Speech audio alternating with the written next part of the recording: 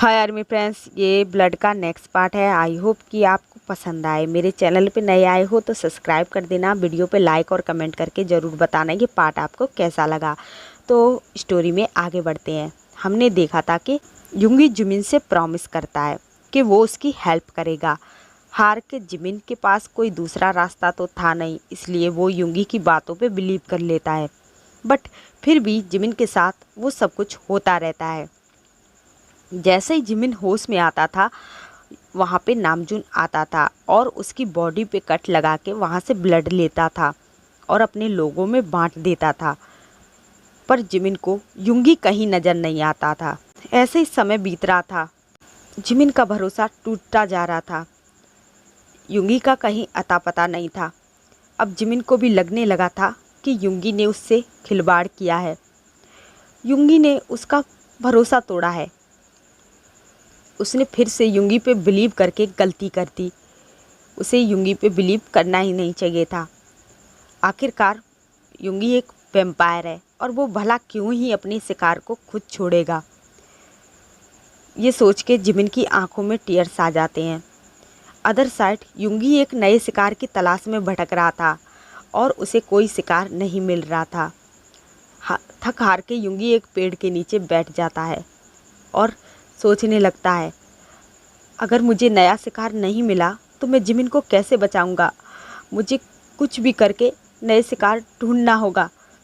तो हम देखते हैं कि युंगी ये सब क्यों कह रहा है। एक्चुअली जब युंगी ने जिमिन को प्रॉमिस किया था कि वो उसकी हेल्प करेगा, उसे यहाँ से निकालेगा, तो युंगी उसके बाद ही अपने फादर के पास जाता है, जो कि है नामजून उर्फ वैम्पायर किंग। युंगी नामजून के पास जाता है और कहता है, फादर प्लीज़ आप जो वो लड़का है उसे छोड़ दो। वो बहुत मासूम है, मैं उसे पसंद करता हूँ, प्लीज़ आप उसे छोड़ दो। नामजून ये सुन के शॉक हो जाता है और वो युंगी से कहता है, ये तुम क्या बकवास कर रहे हो? तुम जानते भी हो तुम क्या बकवास कर रहे हो? वो एक इंसान है और तुम वैम्पायर। तुम ऐसा सोच भी कैसे सकते हो? और वैसे भी वो हमारा शिकार है। युंगी कहता है, नहीं फादर, मैं उसे कुछ नहीं होने दे सकता। आपको उसे छोड़ना ही होगा। मेरे लिए आप उसे छोड़ दो। नामजून कहता है, ये तुम क्या बकवास कर रहे हो?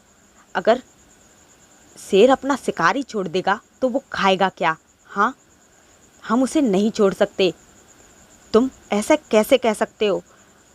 मेरे बाद तुम इस वैम्पायर किंगडम के किंग हो और तुम अपनी प्रजा के बारे में सोचोगे या फिर इन इंसानों के बारे में? हाँ, अगर तुम ऐसा ही करने लगे तो हमारा हमारा नामो निशान इस धरती पे से मिट जाएगा। तुम्हें तुम्हें उसे भूलना होगा। तुम उसे भूल जाओ। युंगी अपने फादर से आर्गुमेंट करने लगता है। वो अपनी बात पे अड़ा रहता है। वो कहता रहता है कि वो कुछ भी हो जाए वो जिमिन को यहाँ से बचा के रहेगा। अब नामजून को कुछ समझ नहीं आ रहा था कि वो युंगी को कैसे हैंडल करें, तो इसलिए वो कहते हैं, अगर तुम्हें जिमिन को बचाना है तो तुम्हें नए शिकार ढूंढ के लाना होगा। मैं अपनी प्रजा को मरते हुए तो नहीं देख सकता, इसलिए तुम्हारे पास कम ही टाइम है। जितनी जल्दी तुम अब नया शिकार ले आओगे, मैं जिमिन को छोड़ दूंगा। युंगी खुश हो जाता है। युंगी कहता है, पर फादर आप मुझसे प्रॉमिस करो कि तब तक आप अपनी प्रजा को कंट्रोल में रखोगे और जिमिन को कोई भी चोट नहीं पहुंचाओगे। मैं जल्द से जल्द नया शिकार ढूंढ लाऊंगा।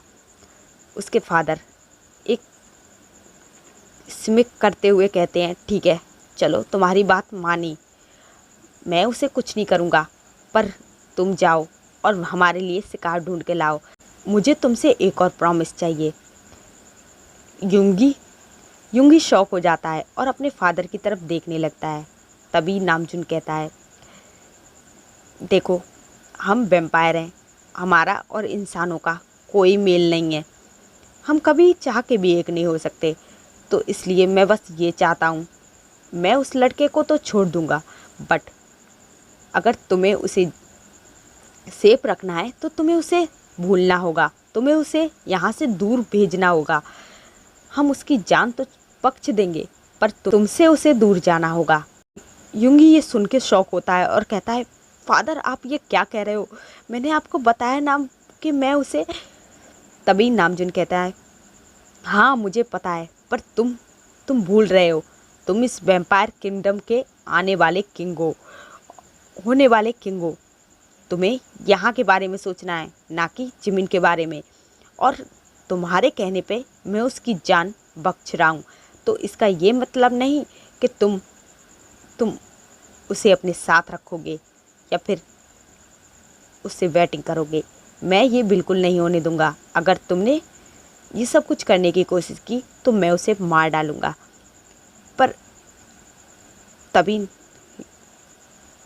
यूंगी कहता है, पर फादर आपने तो कहा था कि मैं अगर नया शिकार ले आऊँगा तो आप उसे छोड़ दोगे।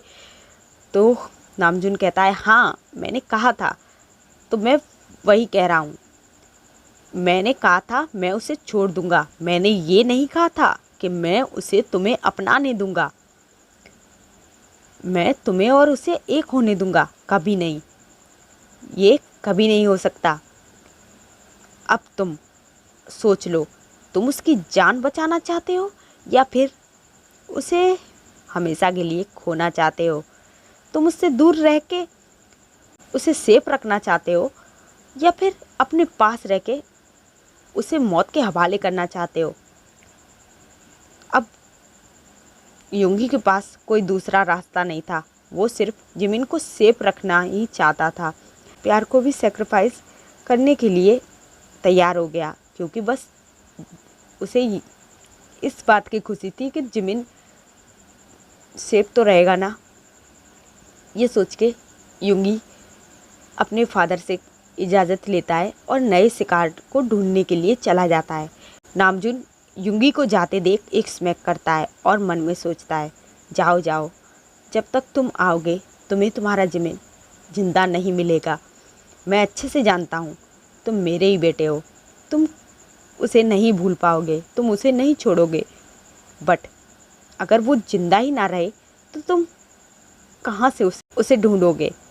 मैं उसे मार डालूँगा।